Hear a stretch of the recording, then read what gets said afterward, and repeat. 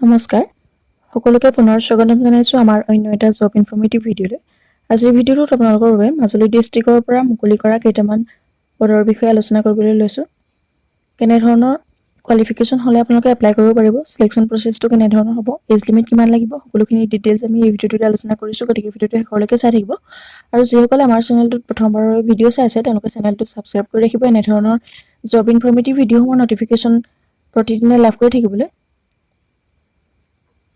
আজিৰ পদখিনি মুকলি কৰিছে মাজুলী ডিষ্ট্ৰিক্টৰ ফালৰ পৰা ৱৰ্কাৰ, কাউন্সিলৰ, এছিষ্টেণ্ট, MPW আৰু সিকিউৰিটি গাৰ্ডৰ বাবে পোষ্ট মুকলি আছে। আৰু যদিও মাজুলী ডিষ্ট্ৰিক্টৰ আণ্ডাৰত পদখিনি মুকলি কৰিছে, ইয়াতে ওমেন এণ্ড চাইল্ড ডেভেলপমেণ্ট ডিপাৰ্টমেণ্টৰ ফালৰ পৰা পদখিনি খালী কৰিছে। তাতে আপোনালোকে এটা জব লাভ কৰিব পাৰিব। ইয়াৰ বাবে কেৱল মহিলাসকলেহে এপ্লাই কৰিব পাৰিব। গতিকে আপোনালোকে যিসকল ইয়াত এলিজিবল বা ইণ্টাৰেষ্টেড হয় সকলোৱে এপ্লাই কৰিব পাৰিব। কেনেদৰে এপ্লাই কৰিব পাৰিব বা কেনে ধৰণৰ এলিজিবিলিটি হ'লে আপোনালোকে এপ্লাই কৰিব পাৰিব সেইখিনি ইয়াতে জানিব পাৰিব। নেম অফ দ্য অৰ্গেনাইজেশ্যন হৈছে ডিষ্ট্ৰিক্ট ছ'চিয়েল ৱেলফেয়াৰ মাজুলীৰ ফালৰ পৰা পদখিনি খালী কৰিছে। আৰু ইয়াতে লাষ্ট ডেটটো এপ্লাই দিয়া হৈছে 17 জুন 2026। 17 জুনলৈকে আপোনালোকে এপ্লাই কৰিব পাৰিব। আৰু টোটেল পোষ্ট ইয়াতে খালী আছে 7টা। পোষ্টসমূহৰ নাম হৈছে case worker, counsellor, office assistant, multipurpose worker and security গাৰ্ডৰ বাবে পদ খালী আছে। আৰু ইয়াতে কোনো ধৰণৰ এপ্লিকেশ্যন ফিজ দিব নালাগে।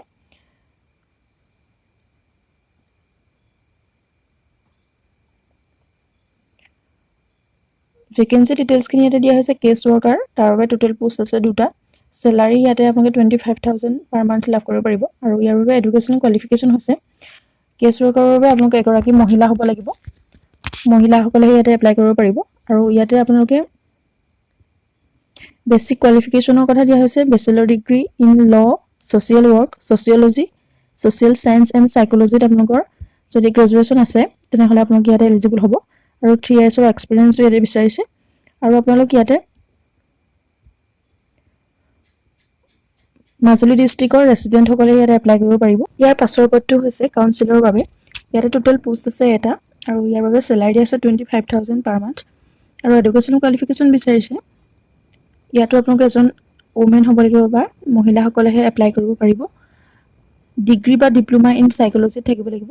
আৰু neuro' science with a background in the health sector, social ৱৰ্কৰ, ছ'চিয়লজি এনেধৰণৰ কোৱালিফিকেশ্যন হ'লে আপোনালোকে এই পদটোৰ বাবে এলিজিবল হ'ব। আৰু এক্সপিৰিয়েঞ্চ ইয়াতো 3 ইয়াৰ্ছৰ এক্সপিৰিয়েঞ্চ বিচৰা হৈছে। ইয়াতো আপোনালোক এজন মাজুলী ডিষ্ট্ৰিক্টৰ ৰেচিডেণ্ট হ'ব লাগিব।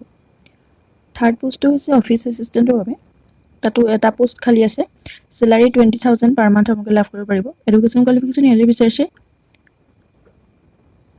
ইয়াতো এগৰাকী ওমেন হ'ব লাগিব আৰু bachelor degree with a diploma in computer or IT এনেধৰণৰ কোৱালিফিকেশ্যন হ'লে ইয়াতে এলিজিবল হ'ব।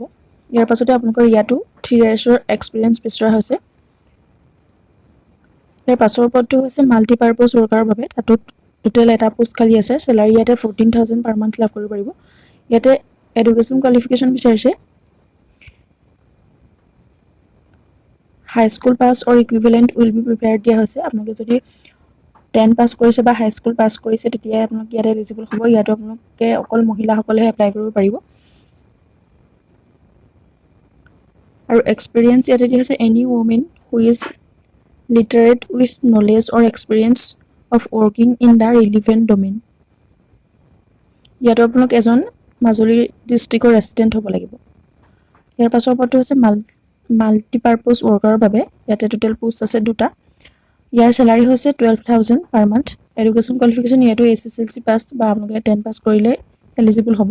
আৰু ইয়াতে 2 ইয়াৰ্ছ এক্সপিৰিয়েঞ্চ বিচৰা হৈছে। যদি আপোনালোকে এপ্লাই কৰিব বিচাৰে বা যদি আপোনালোকৰ এইখিনি এলিজিবিলিটি আছে তেনেহ'লে সকলোৱে এপ্লাই কৰিব পাৰিব।